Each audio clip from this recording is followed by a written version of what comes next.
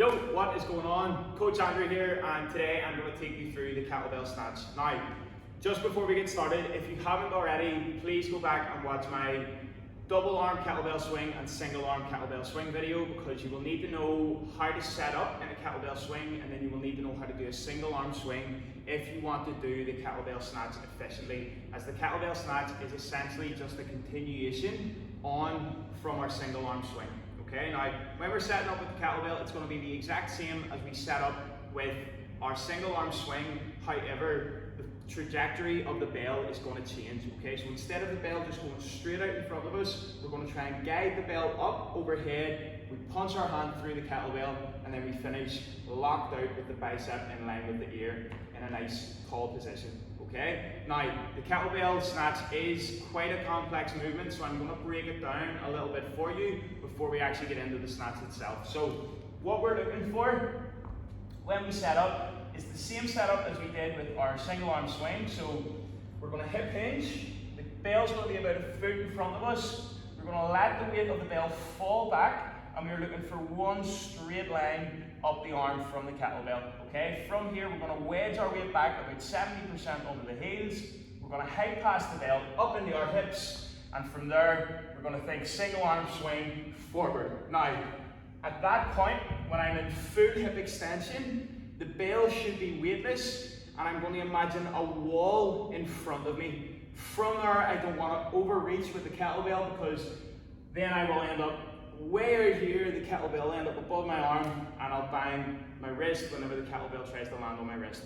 So what I'm thinking of is, imagine the dials on a clock, so that when I hinge and I go to full hip extension, the kettlebell should be at about 7 o'clock. From there, I'm going to start initiating the kettlebell high pull, and then at 11 o'clock, I'm going to punch through the kettlebell and lock the arm out at 12 o'clock. Okay, so we're going to go single arm swing, single arm high pull, and then kettlebell snatch. So we're going to break that down to single arm swing, single arm high pull, pull, punch, and finish in your snatch position. Now from there, I'm going to have a nice loose grip on the top of the kettlebell. I'm not going to extend my fingers out too much, because we don't want to start fatiguing the forearm if we're going for reps, because if we're constantly pumping the forearm, eventually that's going to fatigue and it's going to make the snatch a lot harder. So what we're looking for is a nice loose grip. I'm going to try and jump the bell into my fingertips on the way down. Again, imagining that wall in front of me, so the bell falls straight down. I catch it on my hips, back into a hip hinge, full hip extension, pull at 7, punch at 11. So it will look something like this. I'm going to hit about 4 or 5 reps here.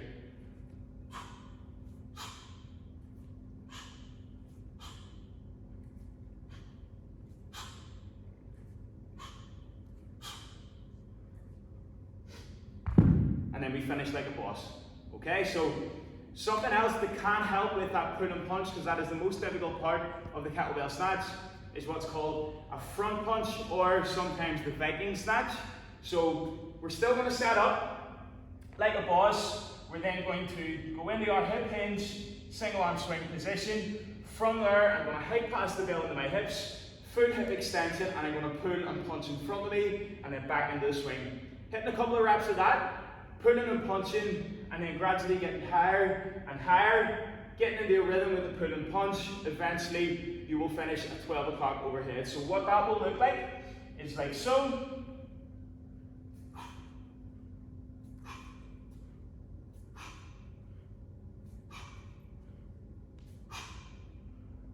And then back down and finish like a boss. Now, a couple of things to be wary of, okay? Your hands will rip if you're going for high volume on the kettlebell. If you're not used to that, if you're over gripping the kettlebell like crazy, the kettlebell is not going to be able to move around the hand as efficiently, and you will eventually rip your hand, and you might have a couple of bruises and bumps on the back of the hand. Also, if you are using a bell like this is a competition bell. The handle is a lot smaller, as I've discussed in a previous video. So these are built more for precision, and again, we're looking for our 3 points of contact at the top of the kettlebell snatch, the bell to be offset in the hand. If you want to feel a bit more comfortable when you're doing a kettlebell snatch, I advise you go for a military grade bell, which is the little cast iron ones with a bigger handle. Okay, the weight's all the same. So when you are doing that, Please take your time learning the technique. It will take a bit of time, but once you get it, you will nail it and you will absolutely love doing the kettlebell snatch. As always, if you have any issues, please do not be afraid to hit me up with a DM. I will be more than happy to go through this. Peace out.